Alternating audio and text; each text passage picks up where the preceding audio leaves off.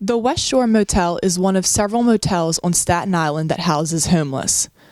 Two Advance reporters went to the motel on a recent weeknight to see what the living situation was like. In February of 2015, the NYPD raided a room at the motel and found 260 envelopes containing heroin, according to police.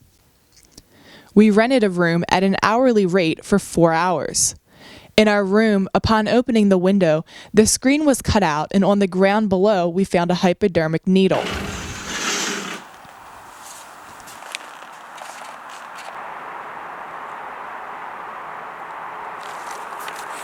The television in our room had a small device hooked up to it. The front desk told us that the device was for the TV remote.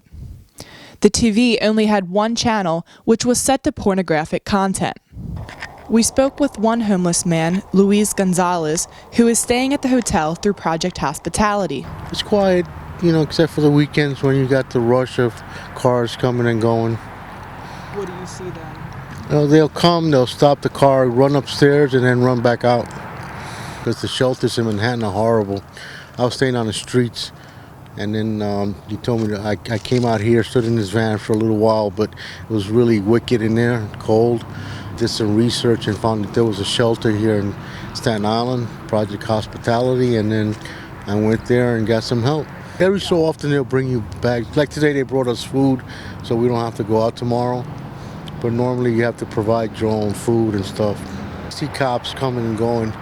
Always, it's a motel, so you know that, cops are gonna come around. It's kind of quiet, far from everything, so when I need groceries, I have to walk to Target because I don't have a car, so I walk. Right now, I'm waiting for a voucher. I have disabilities, so once I get the voucher, I can start going to a realtor and start looking for an apartment.